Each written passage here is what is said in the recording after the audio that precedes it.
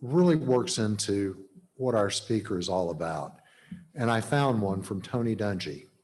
Integrity doesn't come in degrees, low, medium, or high. You either have it or you don't. Integrity doesn't come in degrees, low, medium, or high. You either have it or you don't.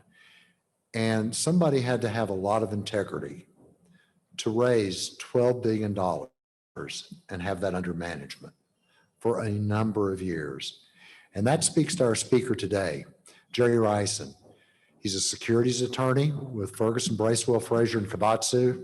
I have to say PC. Founding partner of Behringer Harvard Funds and a founder of Cosas Companies. Jerry's 10-year initiation, I love the way he puts that. My 10-year initiation into law and business was with the global firm of Gibson, Dunn, and Crutcher. And that was followed by endeavors such as the founding of Exbridge Technologies, a soft switch company, now a component company, DZS Inc., which earlier this year got smart. They moved from Oakland, California to Plano. And the Behringer Harvard Funds, Dallas-based investment platform, at its peak, $12 billion under management. And then he turns around in the community and helps found Cristo Rey Dallas Prep College. So today, Jerry's going to regale us, and I like that word, regale us with his reflections of 4 decades, a 4-decade career in both service to others and building enterprises that bring meaning and value to a changing world. His focus now and current efforts are to create a positive social impact and tax advantage results through opportunity zone investments. And opportunity zones are without question over the next 12 to 18 months, one of the key areas for potential growth. So ladies and gentlemen, please help me welcome Gerald J. Rison IV, JD, to Success North Dallas. Thank you, Bill. So Bill, when did you start Success North Dallas? I started Success North Dallas in October of 1988. Wow. With 7 people, and I asked them to bring one removed from everybody else, so we had 14 plus me. That was it. So I've been coming to Success North Dallas since then. I moved to Dallas in 84, 85. And this organization has been tremendous during that entire period of time.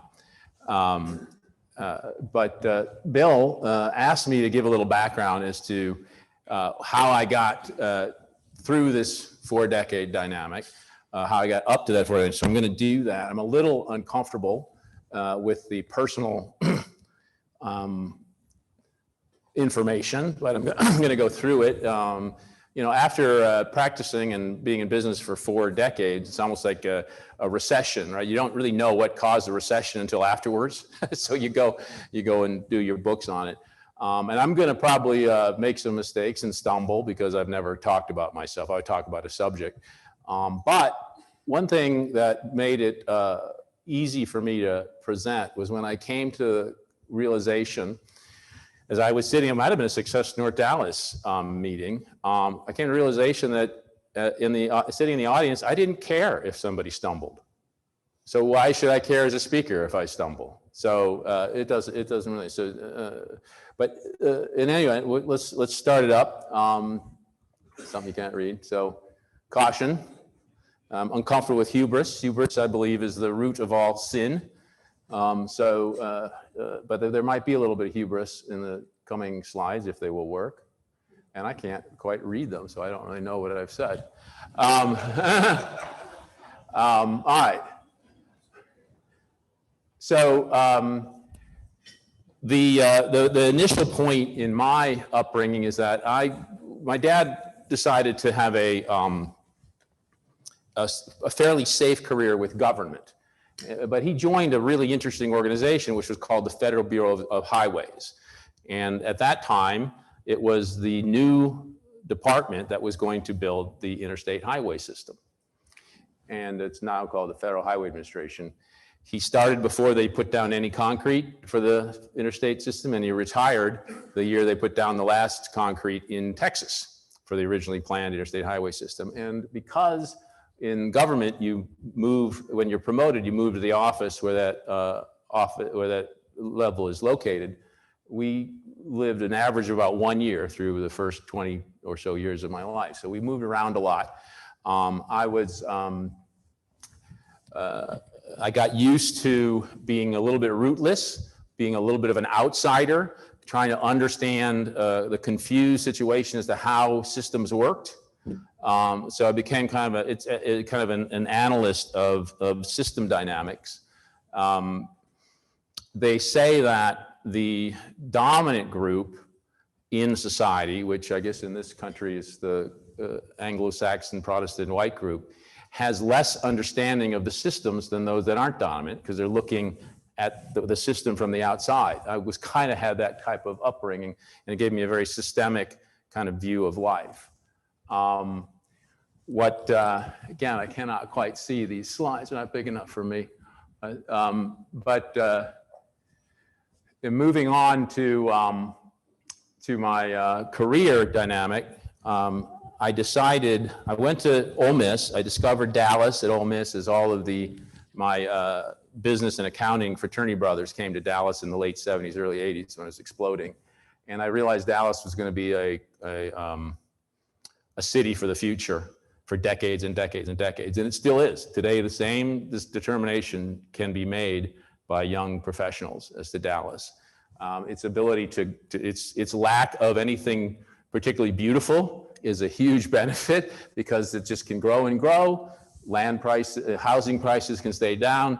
My son, my oldest son, who has the same name as me, but is the fourth, is a videographer and post-production person, tried to make it in LA. A young person can't afford to live in LA.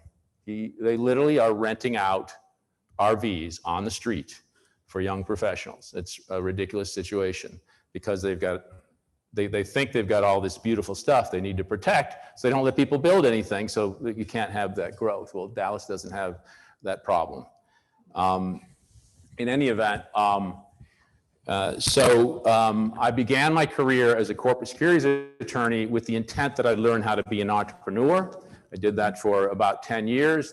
In the 90s, I broke free from the big firm, started my own firm, started to take stock in internet and tech companies, none of which stock panned out, went to a lot of Success North Dallas meetings, except the stock that I took in the company I co-founded, which was a telecom software company called Zybridge.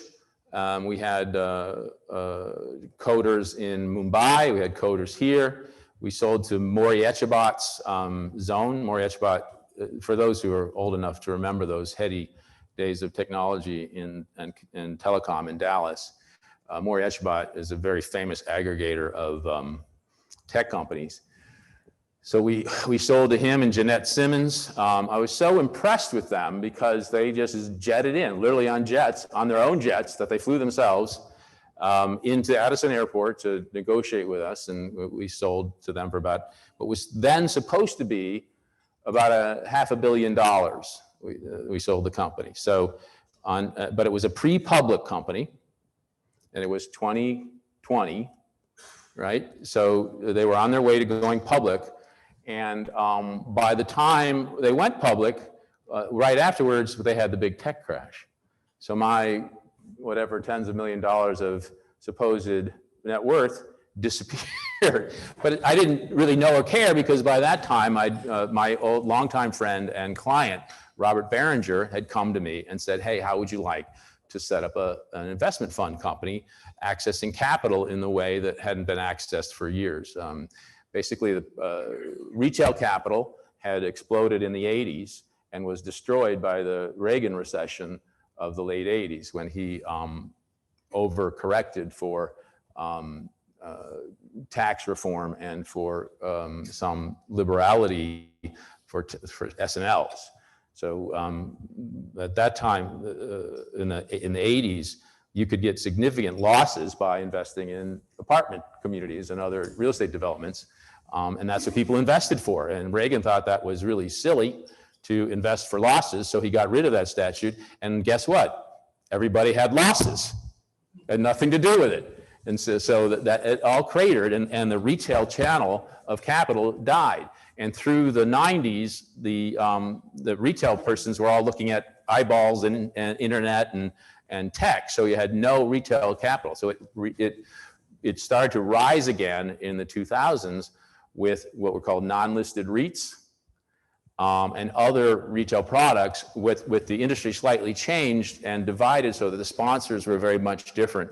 In the 80s, Prubach and others not only sold it, but also sponsored the product. Now there was a separation between the sponsors and the capital channel partners like the Merrill Lynch's and the LPLs and Ameriprises, so that an up-and-coming sponsor, as we were, could find some traction. So we went out with zero, our own dollars, just like we did at Zybridge, from zero. And over the course of 10 years, we raised equity capital through that channel and ended up right before getting wiped out by the next recession with 12 billion in AUM across the globe, mostly in real estate. And we did that raising capital at $27,000 average per investor. So we had hundreds of thousands of investors. In connection with saving what we could for our clients, we actually gave back half of the fees that we had made all during that period of time. So we were sadly un-Trumpian in that regard. We looked to protect our investors.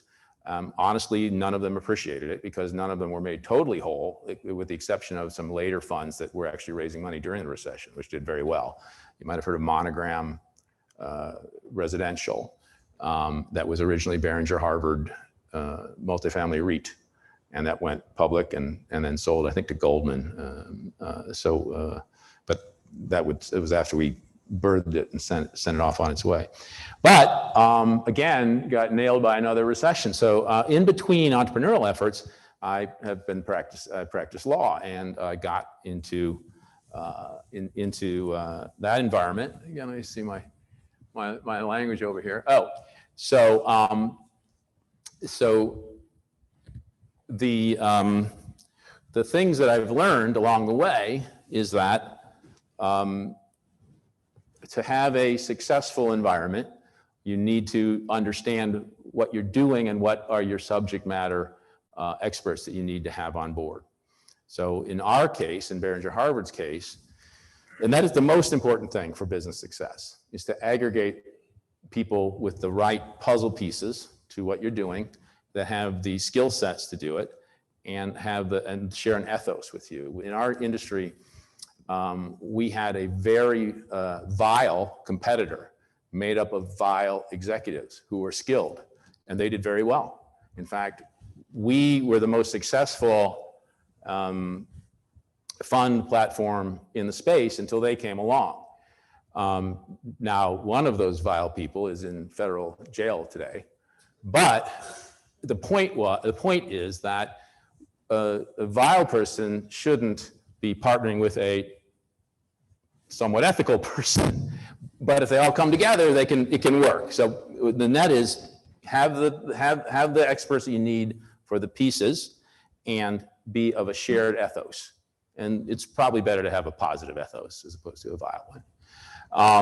So in our dynamic, Robert Behringer was our lead partner. We were all co-founders, the 4 or 5 of us. And he just was a brilliant leader, had a lot of expertise, but really appreciated where people brought value. So I brought value as a structuring person, capital raising. I ran the broker dealer that we raised money through. We had people who were expert in their area, their asset classes. So anyway, so the other thing that Bill asked me before I talk about where I'm spending a lot of my time nowadays to visit about is where we are as a result of COVID. The net consequences of COVID, I've kind of summarized, is that we've got significant business deaths, more business deaths than people realize, because many have been propped up, and lenders have been loath to take action against those who are not able to pay their debts. And the reason why lenders are loath to take action in a global or economy-wide dynamic is once they take action on a loan that is a common problem, they have to write down their entire portfolio of those kind of loans. So they don't want to do that. As we start coming out of the recession, they're going to selectively start to put people out of business because they won't be able to pay their bills, and they won't have that dynamic. They won't be able to, of having to write down their entire portfolio. So an area that is important to focus on post-COVID is what are the businesses that have been really hurt, and then what opportunity does that provide? Don't have I'll leave it to you to determine what opportunities you can pursue.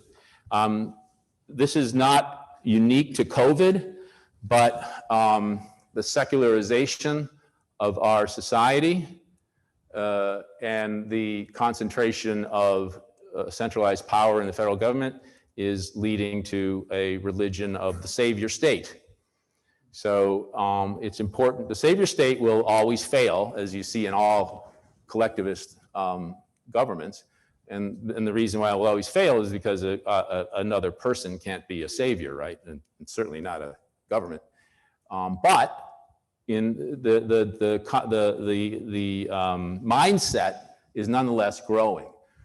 Now that's not a great thing, but it does represent opportunity. So if you can find ways to partner with the savior state, to be a contractor to the savior state, to take advantage of maybe some of the incentives or programs that are created by it, that's an area for success, right?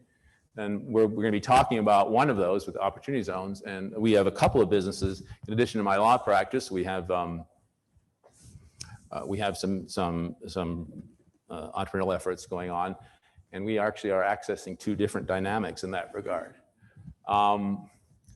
Another result of COVID is the rise of the materialism delusion. So having been on paper worth tens of millions of dollars and having been on paper more destitute than the people who stand on the street corners for several times, you come to realize that materialism is a delusion, and that really, when it comes down to it, it's what personal fortitude and industry and skill sets you have. I'm very lucky, so I might be a bit blinded by the kind of ebbs and flows, because if I'm ever not being successful as an entrepreneur, I can always make $500, $750 an hour helping other people be entrepreneurs. So I can be poor and still have some cash flow. But the reality is that as we secularize, the religion becomes material things, and it's all about envy and who's got what kind of material dynamics, and am I happy enough with that? And that creates an unfortunate environment where you lose sight of many valuable human characteristics that you have. You become a person who cannot fend for himself because you're combining this materialism and savior state dynamic. But that growth toward materialism as the basic religiosity of this country is a problem, but I don't know if it's stoppable. And COVID has only promoted that because of the response has been all a materialistic response. It hasn't been, okay, here's how you as a group of people or an individual can solve it. It's no, here's a bunch of money that we're providing to you. It's a totally infantilizing dynamic. Another main theme coming out of COVID is going to be Detroit disasters all over the country. Dallas is going to be a Detroit. As people escape unfounded systemically poor big city solutions, there'll be a winding down of the success of big cities all over, not just in the north or whatever, Detroit, but everywhere. That is combined with a flight to the exurbs. So people are not fleeing to the suburbs, they're fleeing even farther. A great example for Dallas is Broken Bow, Oklahoma. That is exploding because people don't need to be in the city where, oh, by the way, we're not going to prosecute thefts of $1,000 or less. Who can have a retail business in a city that doesn't prosecute thefts of $1,000 or less? And by the way, the people who the people who want to steal from you at $1,000, they're not stupid. They can combine with a bunch of their friends and each steal $1,000 and sell these things on eBay, right? So basically, in a city, as our prosecutor, can't recall his name right now, is a great guy, but he's gotten diluted by this concept of defunding enforcement of laws and things like that. It's just nobody's going to live in that environment. We're a little lucky. We're not as bad as California because we can shoot people, but literally the people they're just all retail stuff is just leaving the cities in California, and eventually we won't be able to shoot people here, unfortunately. At least shoot them righteously.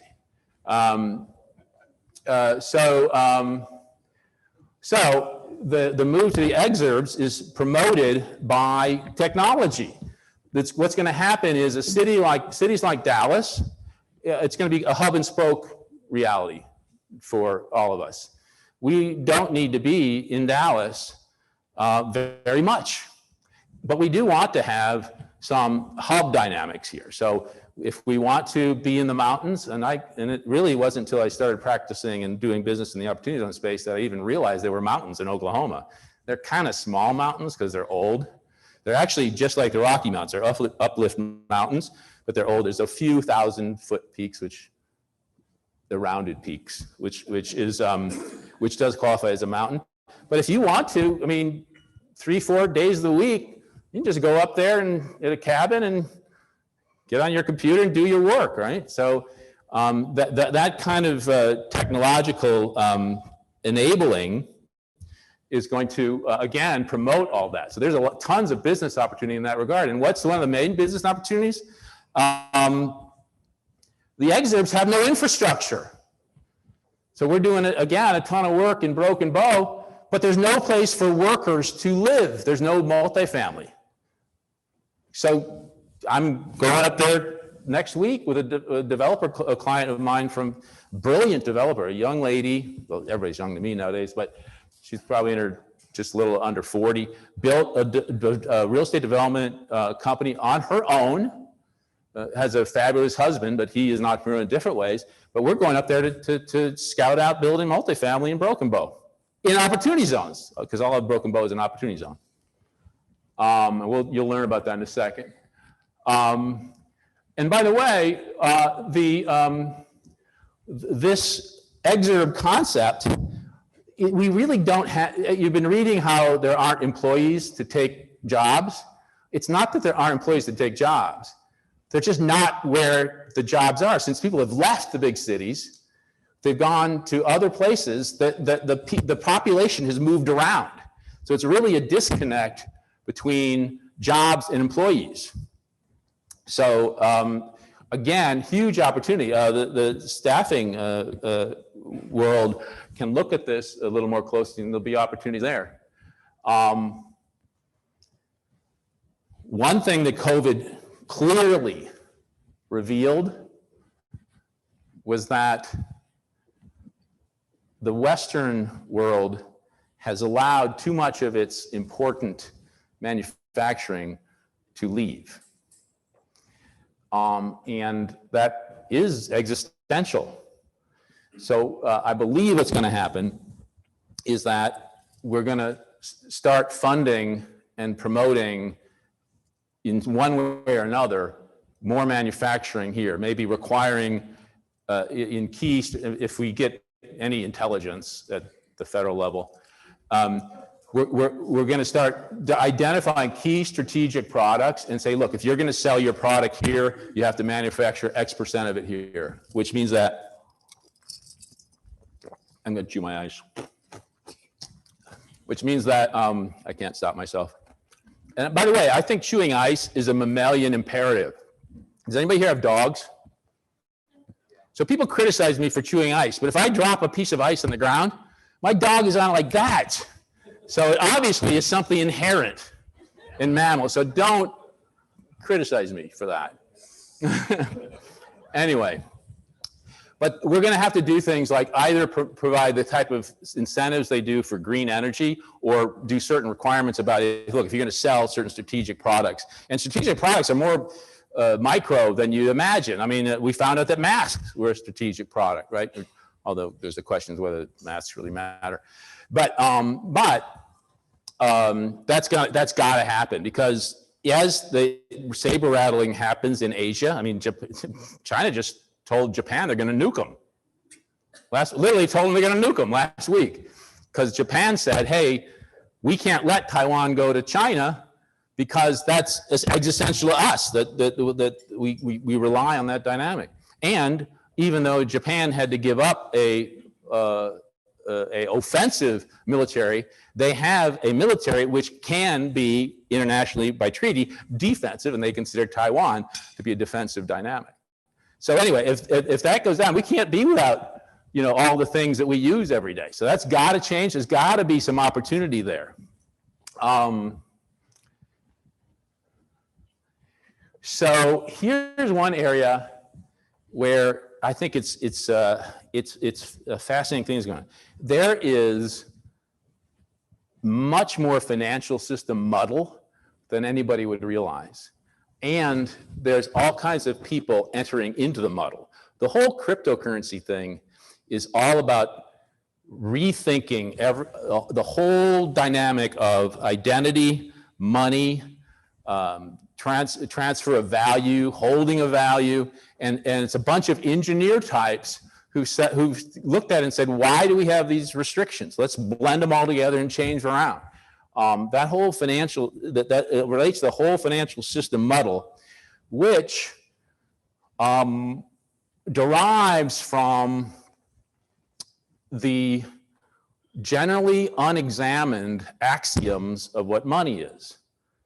But the reality is that money doesn't really exist. Money is an idea. Well, if in a world where a bunch of tech people have their own unique ideas, axioms being unexamined basic starting points, which we have to have as humans, right? Because as you know, if you've got kids, you can keep asking why until you get to a point where you can't answer the why anymore. But in any event, that's going to result in all kinds of changes around financial dynamics. I do think that from a regulatory perspective, one thing that cryptocurrency, which I've been in for 5 or 6 years, not really much as an investor, but it fascinates me, and I've represented some businesses and created some businesses around it. It's hard to create legal businesses around cryptocurrency, but there are some. But one thing it kind of reveals is that our regulatory system has to be wiped away and made more general and thesis-based, right? There's no need to have a securities regulatory system, a franchise regulatory system, a multi-level marketing regulatory system, whatever all the others are, because it's all just investment, right? So it's either you have a disclosure dynamic for any kind of investment, and you have some exemptions and things like that, but literally all that can be wiped away, and it's going to have to be wiped away because people are mixing and matching in this space. And of course, another big driver is going to be the massive immigration that's happening. Now, immigration is tremendous for a country. It drives the economy like putting whatever high-tech petrol in your car. It's not so great to have it kind of unchecked. But on the other hand, what if the government were to create programs to manage immigration better? Well, they'd probably screw it all up. So why not? I mean, I'm not a big fan of lawlessness, but the reality is that these people need homes. They're coming here for better lives. And I mean, there's some people, some are coming in for a better criminal life. Well, some are coming for a better non-criminal life, most of them. Because the reality is that we focus so much on negative and criminality and that kind of stuff. But, you know, humans couldn't achieve growth like they have to 7.5 billion, 8 billion people if we had any significant part of our human existence be criminality and badness. But you know, it's funner to talk about those things. So anyway, these are kind of some of the major things coming out of COVID to think about, and think about how you're going to optimize what you're doing. The reality is that there's not enough. So much of I believe that so much of the society has gotten lazy, and they don't. Mostly because we're bombarded with so much stuff now, right? I mean, several hundred emails a day. How do you do anything? But without spending some time to independently understand the systemic dynamics behind what's happening, how can you create solutions? How can you run a business, right? So, the advantaged will be those who understand systems and can adapt their businesses and their whatever else they want to do, whether it's something like Cristo Rey College Prep, which is very much a systemic dynamic, or a for-profit business, to a deep understanding of the systems around us. And there's never been a better time to come up with these concepts, because we've never had technologies that are as amazing as we have now that enable them. We've got, this was predicted by a French philosopher in like the 1700s, that all humans would be connected by one neural network. And we actually, it's totally amazing. 7.5 billion people, any one of them can reach out to you at any time. That's pretty amazing. So that's a way to aggregate people for systemic solutions. Global positioning. We not only can communicate with anybody at any time, we can know exactly where they are at any time and exactly what all of our assets are doing. The rise of machine learning and AI, but combined with what Peter Thiel called technology, I can never remember exactly how to say that word, complementarity. Technology complementarity. So Peter Thiel, one of the principals at PayPal, PayPal was losing tons of money to Russian hackers. They were getting in there and getting into the systems and stealing money from PayPal. So PayPal, over and over, created algorithms to stop that. And they felt they needed to create algorithms because they were engineers. And they weren't wrong. And they felt they needed it because the amount of transactional dynamics was so large, no humans could deal with it, right? But they found that every time they created an algorithm, it wasn't long before that got defeated again. So it occurred to them, I guess Thiel in particular, that look, if we can use AI and machine learning to narrow things down to a dashboard so learned humans can take a look at it, that would be a better solution. And in fact, they basically wiped out the fraud by doing that. So that's technology. How does it spell it again? Because I can never remember. It's funny because it's a key thing in one of my businesses. Technology complementarity. And by the way, that's the basis of his company Palantir. Palantir uses that technology complementarity to predict terrorist activities, to predict insider trading, and just went public last September at $25 billion, now worth about $50 billion. This is an area that the whole of our business environment is ripe for using to advantage themselves, both to create new systems and to differentiate yourself. That's the hardest thing in the world, to differentiate yourself, right? There's every investment fund in the world out. How do you differentiate your investment fund or your employment placement environment?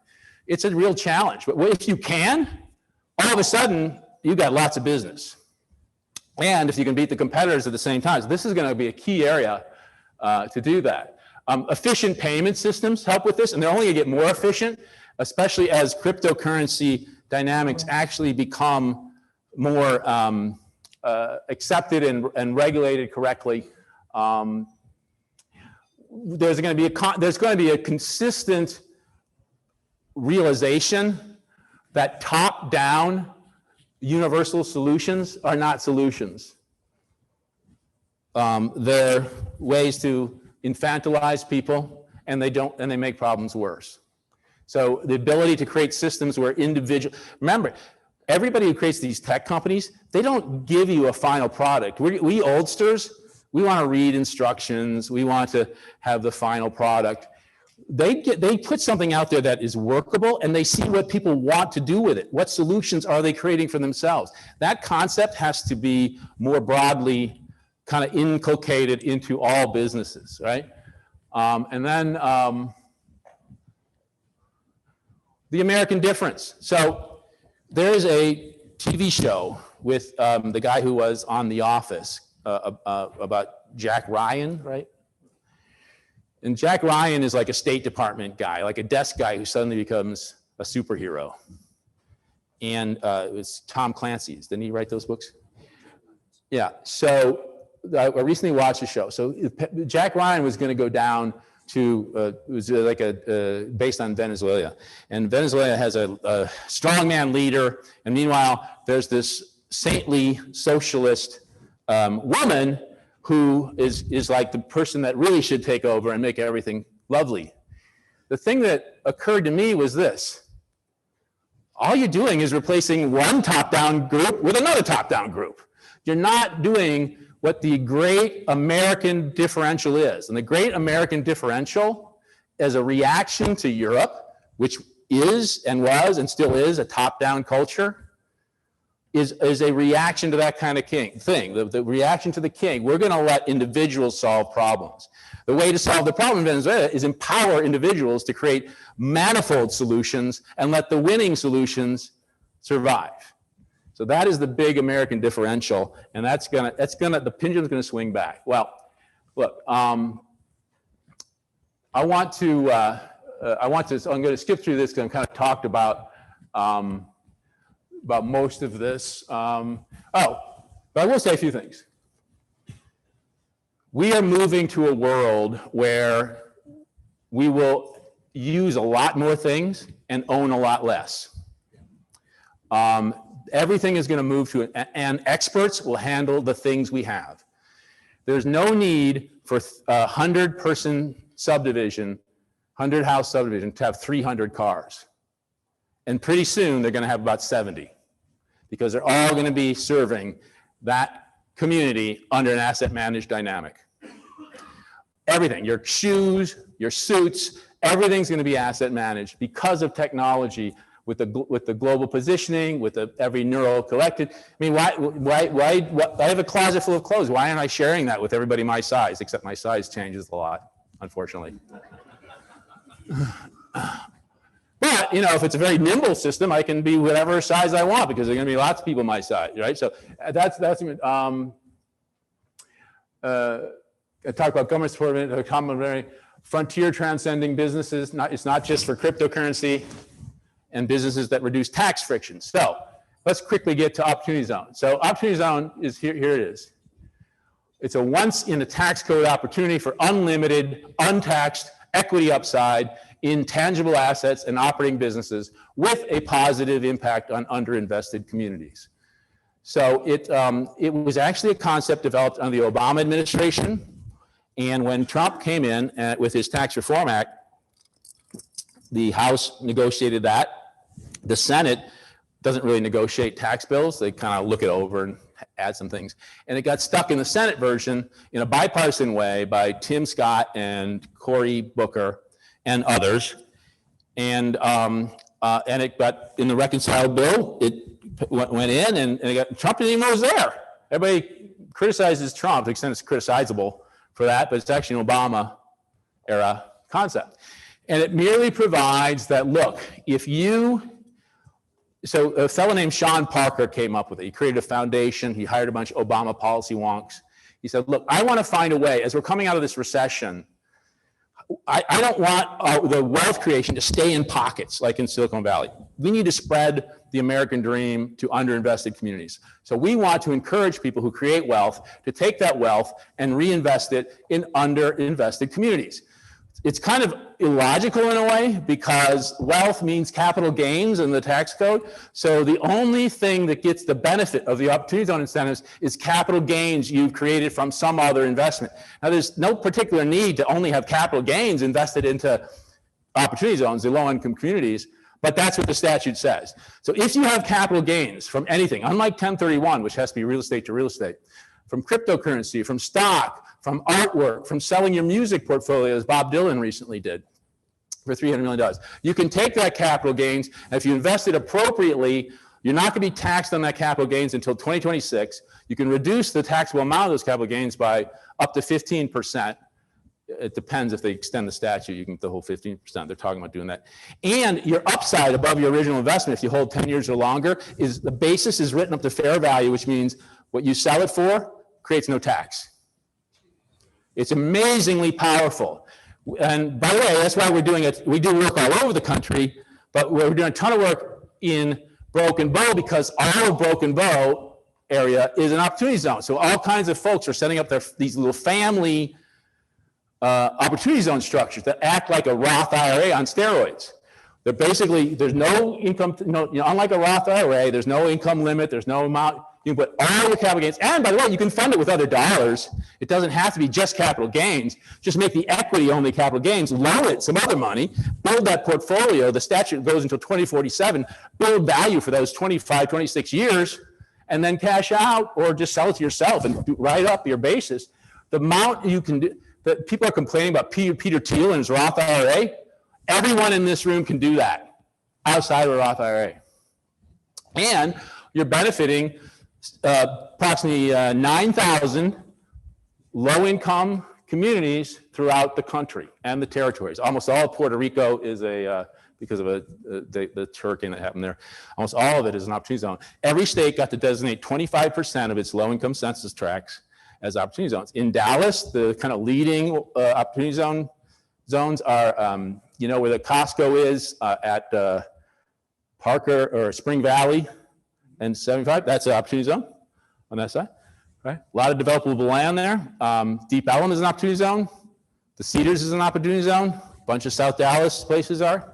There's just tons to do. If you are doing a tech company, it applies to businesses. Tech companies are agnostic geographically. You can locate them anywhere. And you can have worldwide income. Anyway, we're doing a ton of work in this space, and how come this is not going? I think I'm out of batteries. But I think I'm out of time as well. But that is the net of it. So think about that. Think about whether you have businesses or, by the way, it applies to, we're looking at a whiskey fund to do as an opportunity zone fund. I think you just got Jan's attention. Yeah, because what whiskey, especially Scotch, needs to age. Guess what? It's the same holding period, aging period as the holding period, 10 years. So, Jan, you want to see if you can flip it? Okay, now it's working. See if there's any other big points to make. This is an example of what we set up for individuals and families, this structure. Anyway, I did a little chart for the real estate people comparing 1031's opportunities in investing. This is available through Bill. Yes. And this speech is recorded, so. May we share this? Absolutely. But let's share it as a PDF. I'll get you a PDF of it. Okay. I guess that's it. Wow. Thank you. You know what got me?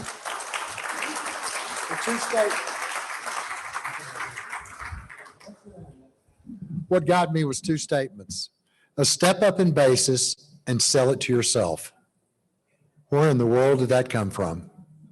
A step up to current basis and sell it to yourself. So anyway, Jerry, thank you very much. We have a couple of little things for you. This is a beautiful book that was first given to me by Colleen Barrett. She gave it to her entire board of directors at Southwest Airlines, The Nature of Excellence. He's good with these pictures.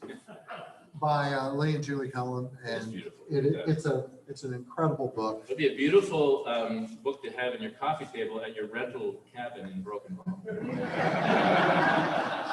And who might help them with this? Jerry.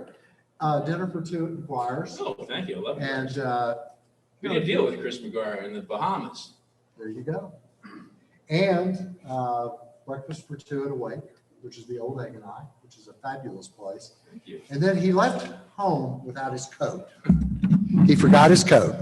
So this is for your wife. This is a massage or a facial at Grand Spa Oh, for fabulous. bringing the coat up here. Well, thank you. But we appreciate you very, very much. I never like to go to an event without bringing some home.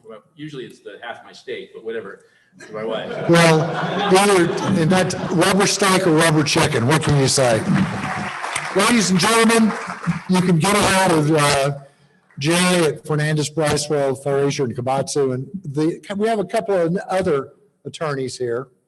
Kelly, you two stand up and introduce yourselves. Sure. I'm Kelly Cabasta. It's Ferguson, Braswell, Frazier, Cabasta. It's Cabasta Ferguson. No. I run the intellectual property group with my firm. Richard Lebos, Commercial Real Estate. Ben, your last name? Ben Kane, I do patents. Ah, you work with Kelly. And Kelly's been my IP attorney for I don't know how many years, but we appreciate you all coming out. We hope to see a lot more of FB, F, and K in the very near future. But some great people, and we do appreciate it. Moving right along, upcoming events. Next month is going to be an incredible event. Anybody familiar with Studio Movie Grill? Anybody conceivably can understand losing $300 million? Brian Schultz, the founder of Studio Movie Grill, when Goldman Sachs yanked the carpet out from under him in the COVID, dropped $300 million. He turned around and picked up the Look Theater brand. He's now opened 23 theaters from coast to coast, with many more coming, and he will be our speaker next month. And the title is The Comeback. And I think that really fits what we're doing right now, the comeback. And so I'm very excited to have that. We have a surprise coming in September that we've been working on, a National Breast Cancer Foundation in October, a big surprise that we confirmed yesterday. One of my favorite people, a lady named Nina Vaca. Nina Vaca is the founder of Pinnacle Technical Resources, a $1 billion company, which she founded in her early 20s. And she's one of the top 10 most powerful Hispanic females in the world. Former chairman of the U.S. Hispanic Chamber of Commerce, and it's in 100 plus year history. They've never had a chairman emeritus. It took a 100% vote of all members to have a chairman emeritus. And she will be our kickoff speaker for 2022 in January. And I promise you, if you've never met a ball of fire, you've never met Nina Vaca, one of my favorite people, dear friends. I've sat on several boards with her, and it's just unbelievable to be in the room with her. When she spoke in 2008, really 2009, bad times, she said, and as we are coming out of these bad times, our company, are anticipating a 20% increase this year. If you don't have a mentor, get one, better yet, get two. Those were her closing statements when she spoke. So ladies and gentlemen, I'm very excited about that. We've got some great, can you imagine selling 12 products a second? Kitchen products? Well, that company's coming in the first quarter of next year. Evan and Rachel Dash, we're going to have them here sometime early next year. And we got some various other things, town halls, other things coming up. Right now, I want to jump real quickly to Zoom. I am leaving town right after this. I'm flying to Rapid City, South Dakota for Freedom Fest. Max attendees for the last 15 years has been at 1,900. They moved it from Vegas to Rapid City, South Dakota. They now have 2,500 attending from throughout the nation. It's investors, it's companies, It's a little bit political, but I had the pleasure of spending time with a dear friend of mine, Governor Kristi Noem, and we're going to have some fun up there. So I want to call on Trish Ben. Tricia is the face, literally, the Chief Community Officer, CEO of C-Suite, and she is on Zoom right now. Trish? Bill, it's so great to be here with you and everybody virtually and in person. I can't wait to be there in person as well, but wonderful to be here with you this morning, live from Rapid City, South Dakota. Well, I'm going to see you at 4:02 this afternoon. Yes, I can't. So I want to, Bill, just extend an invitation for everyone to be able to join us. We have so much happening. I can't wait till you're here. We had drinks last night with the Hague brothers and Mitzi Purdue and just there's Mark Skousen.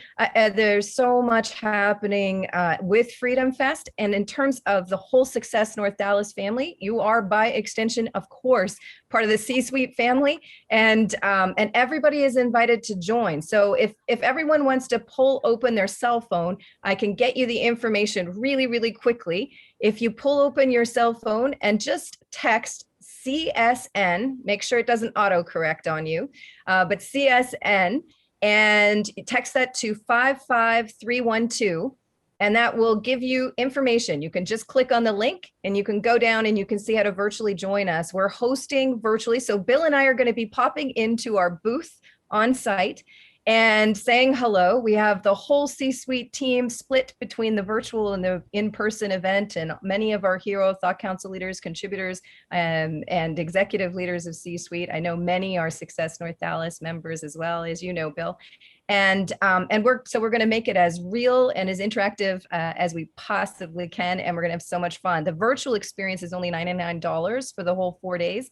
And we're going to have interviews off stage that the people that are here in person don't get to see. So Dennis Quaid, Dr. Drew, a number of phenomenal speakers, and of course, our very own founder of C-Suite Network and the chairman of C-Suite Network, Jeffrey Hazlett, is doing the opening ceremonies with the governor this evening as well, introducing her. So it's definitely going to be a really great experience. So if you can join us, please do. It's, I'll put it in the chat, Jan, so you'll have it as well for everybody, but 55312, and it's just CSN.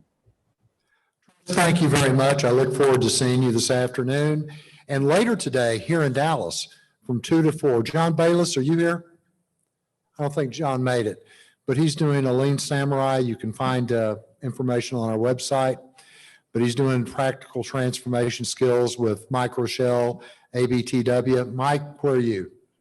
There's Mike Rochelle right there. We'll talk more about Mike in just a second. We're actually doing a happy hour. I'll just tell it right now. We're doing a happy hour with Mike. It'll be September, October. It'll be out on the Oasis. It'll be here in the fall. And if you look out back when you leave, it's a beautiful space. We'll have plenty of room and we'll have a great time out there. But we'll be doing that happy hour here. We're doing a happy hour at Coyote Ridge, which is Daniel Moon's golf course, the Moon family, and several others coming up. So we've got some really exciting stuff coming up as we go through. On August the 5th, the Lone Star Council, Daniel Lebrod and myself will be hosting that, and that's at 8:30 a.m. There'll be information on our website there. Next month, our SND Young Executives will have something, plus, and then I want to go directly to Randy Mayhew. Randy, what's coming up at First Friday Book Synopsis?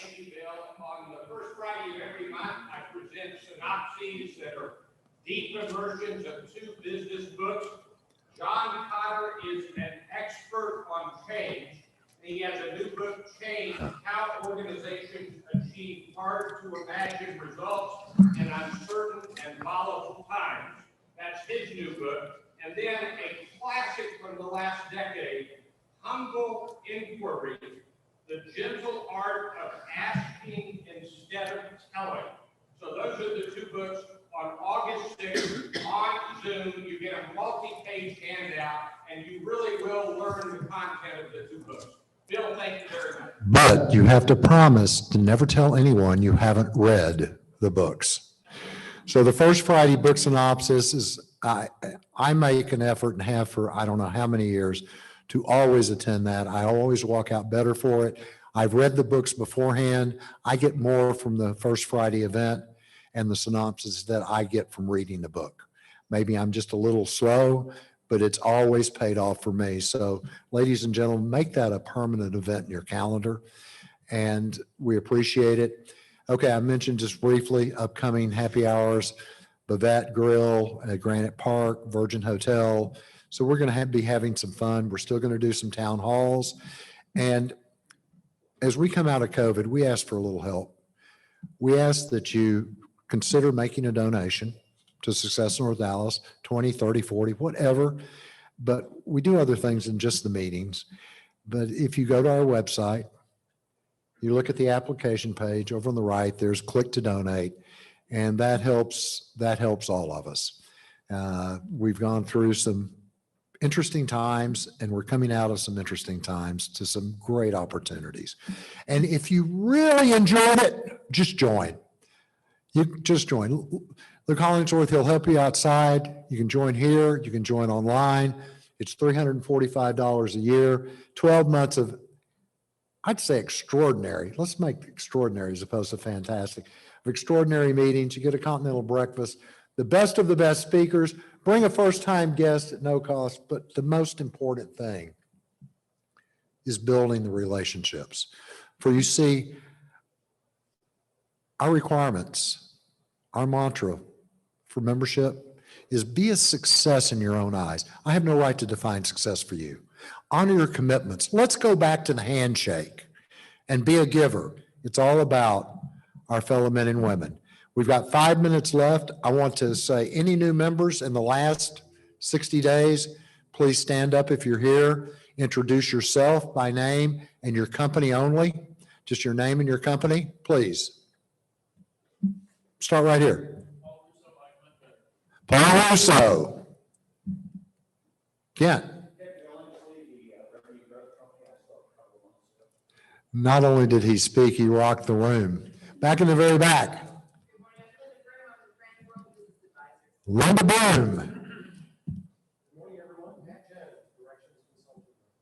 Matt Jones. Matt, welcome. Welcome to all of you. We're so glad to have you as a part of the Success North Dallas family, because it is indeed a family. Now, one last thing. Anyone in transition, new to Dallas, or looking for an internship, please stand up, name and discipline only, and come down by the American flag afterwards. And we ask that anyone in the room that has an idea for these people or might need to just hire them on the spot.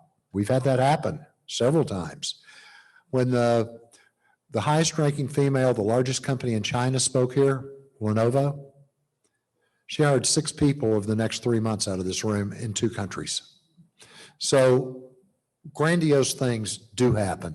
This is a room where magic happens. So in transition, new to Dallas, or looking for an internship, please stand. Luke?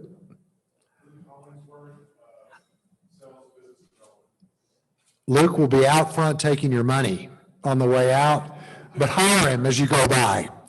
Great guy, great friend. He's been so much help to Success North Dallas. Luke, I thank you very, very much. You know, we've had some interesting times through COVID. We went virtual. We came back with Herschel Walker. 3 months, we went back virtual. We're going virtual. We're out on Facebook Live today, LinkedIn. We have people out there virtually all around the country, and we have people in the room. But I want to bring as many people into the room as I can. I want to hug you. I want you to hug each other. We want to love on each other. So as we leave this room today, be thinking about who you want to hear Brian Schultz, and bring them with you, because this is a place where magic happens. I've often said I got the greatest job in the world. I get to put 2 people together, take a step back, and watch the magic happen. And truly, this is the magic kingdom. So ladies and gentlemen, as you leave today, may you do what you love to do with people you love to do it with on purpose. God bless and Godspeed. Have a great day.